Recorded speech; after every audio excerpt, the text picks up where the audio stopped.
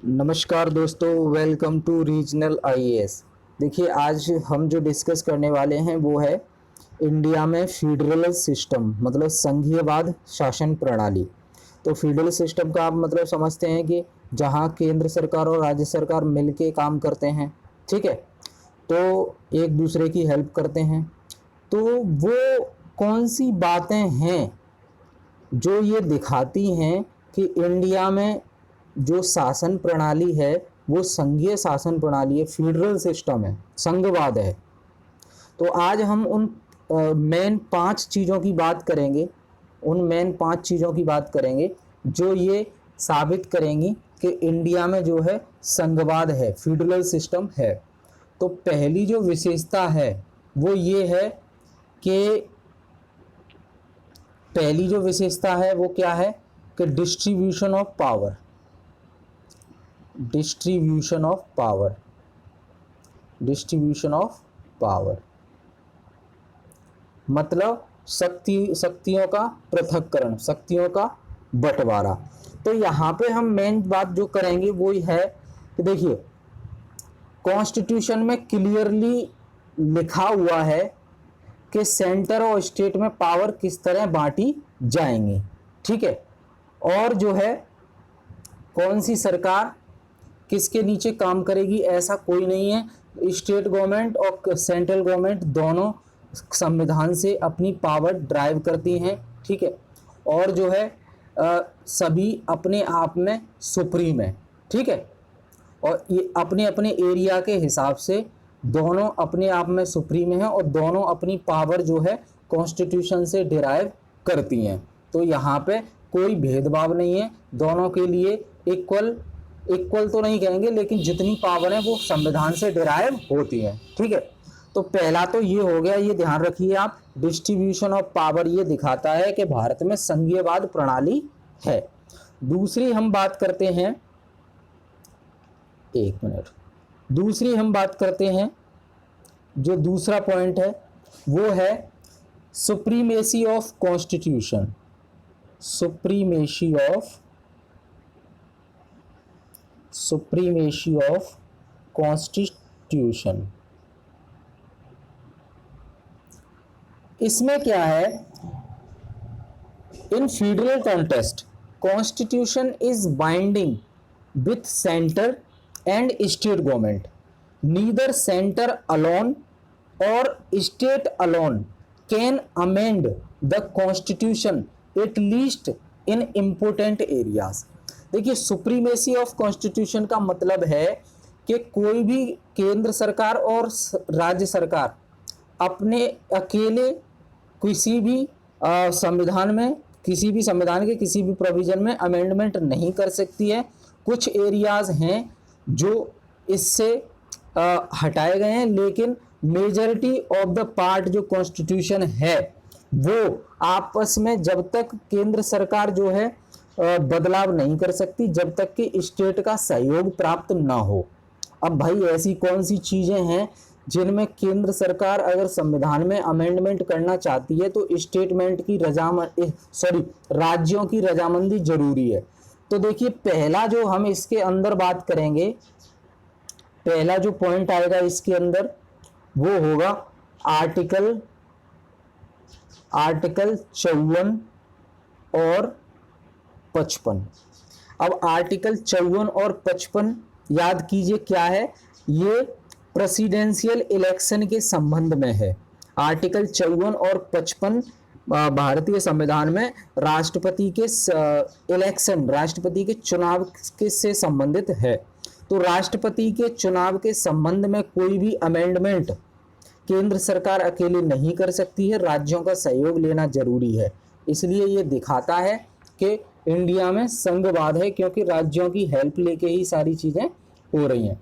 अब इसके बाद आता है आर्टिकल 73 और 162। ये क्या है, ये है extent of executive power of state government. जैसे कि पुलिस वगैरह की जो पावर है वो स्टेट के पास है।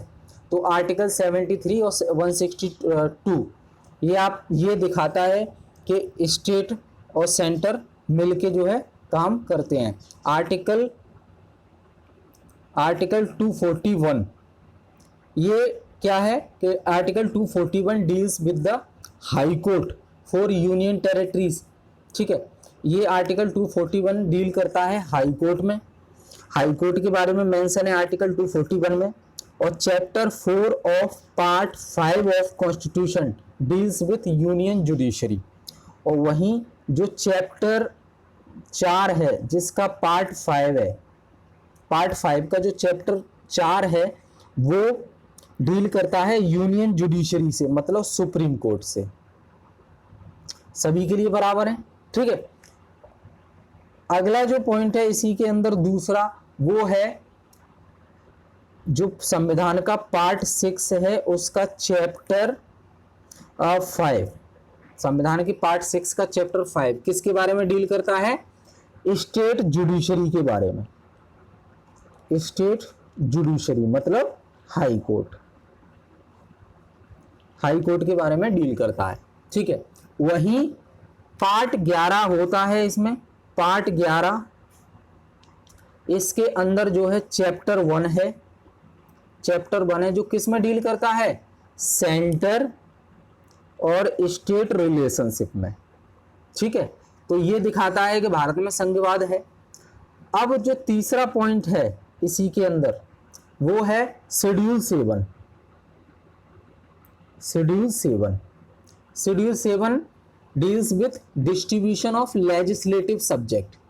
जो लेजिस्लेटिव सब्जेक्ट हैं उनका डिस्ट्रीब्यूशन के संबंध में ये शेड्यूल 7 है, जो सेंटर और स्टेट में लेजिस्लेटिव सब्जेक्ट को डिस्ट्रीब्यूशन के संबंध में यहाँ चीजें मेंशन की गई हैं, ठीक है। इसी के अंदर जो चौथा पॉइंट है वो है representation of states in parliament. आप जानते हैं लोकसभा से भी जाते हैं सदस्य, राज्यसभा से भी जाते हैं सदस्य। तो यहाँ पे पॉइंट है रिप्रेजेंटेशन ऑफ स्टेट्स। भाई लोकसभा और राज्यसभा में राज्यों का भी तो सहयोग है, उनका भी तो प्रतिनिधित्व है, क्योंकि राज्यसभा के जरिए जो कैंडिडेट जाते हैं वो राज्यों से ही तो जाते हैं, तो वो अपनी बात रख सकते हैं। इसका मतलब सेंटर अकेला अपनी मनमानी नहीं कर सकता। मतलब ये भी दिखाता है कि भारत में संघीवाद प्रणाली है, ठीक है। पांचवा है आपका इसी के अंदर जो टॉपिक है वो है 368, article 368 deals with power and procedure to amend the constitution. Article 368 deal करता है जो कॉन्स्टिट्यूशन को अमेंड करने की जो पावर्स है, प्रोसीजर है, उसके बारे में डील करता है। तो ये भी सेंटर अकेला नहीं कर सकता, ठीक है, स्टेट का सहयोग लेना जरूरी है, ठीक। तो सुप्रीमेसी ऑफ कॉन्स्टिट्यूशन के अंदर हमने 5 पॉइंट ये डिस्कस किए, सुप्रीमेसी ऑफ कॉन्स्टिट्यूशन। तो ये जो 5 पॉइंट हैं, जो 5 पॉइंट हमने डिस्कस किए हैं वो क्लियरली ये दिखाते हैं कि द अमेंडमेंट और change in the constitution is first pass by union parliament, then at least 50% of state legislator will have to pass it, then only sent for presidential permission, but in other areas parliament its own change amend the constitution like 2, 3, 169। देखिए सीधा सा मतलब है, हम discuss कर रहे हैं कि इंडिया फेडरल कैसे है। उसके अंदर हमने पॉइंट डिस्कस किया डिस्ट्रीब्यूशन ऑफ पावर, दूसरा हमने डिस्कस किया सुप्रीमेसी ऑफ कॉन्स्टिट्यूशन। इसके अंदर हमने 5 चीज़ें डिस्कस की। जो 5 चीज़ें हैं वो ये दिखाती हैं कि अगर कोई भी अमेंडमेंट और चेंज करना है तो सबसे पहले यूनियन पार्लियामेंट पास करेगी इसको, उसके बाद यूनियन पार्लियामेंट पास करेगी विथ 50% स्टेट की सहमति से, ठीक है, तभी वो फाइनली प्रेसिडेंट के पास भेजा जाएगा फाइनल कंसेंट के लिए। लेकिन इसके अलावा कुछ एरियाज हैं जैसे कि आर्टिकल 2, आर्टिकल 3 जो नाम और बाउंड्री वगैरह चेंज करने का होता है राज्यों का, वो केंद्र सरकार कर सकती है, उसमें स्टेट की रजामंदी जरूरी नहीं है, ठीक है। तो ये हमने 2 पॉइंट डिस्कस किए, डिस्ट्रीब्यूशन ऑफ पावर और दूसरा है supremacy of constitution. Supremacy of constitution के अंदर हमने 5 चीजें डिस्कस की जो ये दिखाती हैं कि सेंटर अकेला कुछ नहीं कर सकता, स्टेट का सहयोग लेना जरूरी है। ठीक है, अब इसी सीरीज में हम पहला दूसरा हो गया, अब हम तीसरा पॉइंट डिस्कस करते हैं, वो है रिटन कॉन्स्टिट्यूशन। रिटन कॉन्स्टिट्यूशन, देखिए अब federal constitution necessarily a written one, जो फेडरल कॉन्स्टिट्यूशन होगा वो रिटन ही होगा। We have a written constitution, और हमारा कॉन्स्टिट्यूशन भी रिटन है, इसलिए ये सपोर्ट करता है फेडरेशन के केस को। ठीक है, अब जो चौथा है वो है रिजिडिटी, रिजिडिटी ऑफ कॉन्स्टिट्यूशन, मतलब लेंदी, मतलब रिजिडिटी का मतलब समझ रहे हैं, चेंज करने में बहुत मुश्किल होती है, अमेंडमेंट करने में बहुत मुश्किल होती है, क्योंकि केंद्र इतना रिजिड कॉन्स्टिट्यूशन है कि केंद्र सरकार अकेले नहीं कर सकती अमेंडमेंट, राज्यों का सहयोग, राज्यों की सहमति लेना जरूरी है। तो रिजिडिटी ऑफ कॉन्स्टिट्यूशन में क्या है कि it is a extension to supremacy of constitution. Federal constitution has to be rigid at least in some areas, so is Indian constitution. Federal constitution का रिजिड होना जरूरी है, और ठीक उसी प्रकार इंडिया का कॉन्स्टिट्यूशन भी रिजिड है, कम से कम कुछ एरिया में तो रिजिड होना चाहिए। कुछ एरिया का मतलब है कि कुछ स्पेशल अमेंडमेंट ऐसे होंगे जो केंद्र सरकार अकेले अमेंड नहीं कर सकता, राज्यों का सहयोग लेना जरूरी है, तो इसे कहेंगे रिजिडिटी ऑफ कॉन्स्टिट्यूशन। मतलब कहीं कहीं तो कॉन्स्टिट्यूशन इतना रिजिड है कि चेंज करना बहुत मुश्किल है, और कहीं कहीं इतना इजी है कि जैसे कि आर्टिकल 2 और 3 वो चेंज कर सकते हैं, लेकिन आर्टिकल 368 के तहत राज्य अगर अमेंडमेंट करना है, पावर्स एंड प्रोसीजर जो मेंशन करता है कॉन्स्टिट्यूशन को अमेंड करने का, उसमें राज्यों का सहयोग लेना जरूरी है। ठीक है, तो ये हमने 4 चीजें डिस्कस करी, ये सभी चीजें आप पॉइंट आप याद रखिए, क्वेश्चन आता है तो ये सीधे सीधे पॉइंट्स आपको लिखने हैं एग्जाम्पल देके। ठीक है, अब हम इसमें सीरीज में 5वां डिस्कस करते हैं। पॉइंट 5वां क्या है, authority of courts. Authority of courts, न्यायालय। इसमें क्या है, Supreme Court the final interpreter of the constitution since judiciary resolve the dispute between state and between centre and states over distribution of power. Distribution of power मतलब to maintain a federal structure there must be an authority, मतलब क्या authority, judiciary independent, जो इस काम को करेगी। मतलब कहने का मतलब ये है कि हम जानते हैं सुप्रीम कोर्ट जो है फाइनल इंटरप्रिटेटर होता है कॉन्स्टिट्यूशन का। ठीक है, सेंटर स्टेट का विवाद हो, कोई भी काम हो, हाई कोर्ट्स देखते हैं, फिर सुप्रीम कोर्ट देखते हैं, सुप्रीम कोर्ट के अंडर में हाई कोर्ट्स आते हैं। ऐसा नहीं है कि सुप्रीम कोर्ट अलग काम करता है, हाई कोर्ट्स अलग काम करते हैं। अमेरिका की बात करें तो अमेरिका में जितने भी राज्य हैं उनका सबका सुप्रीम कोर्ट अलग है, लेकिन इंडिया में एक ही है जो सबको देखता है, हर राज्य के डिस्प्यूट को देखता है। तो ये क्या दिखाता है कि इंडिया में संघीयवाद शासन प्रणाली है। समझ रहे हैं आप, अगर हर राज्य का यहाँ सुप्रीम कोर्ट होता, वो सिर्फ उस राज्य की ही बातें डिस्प्यूट को रिसॉल्व करता, तो हम कह सकते थे कि इंडिया में यूनिटरी सिस्टम है। लेकिन नहीं, final interpreter of the constitution क्या है, सुप्रीम कोर्ट है।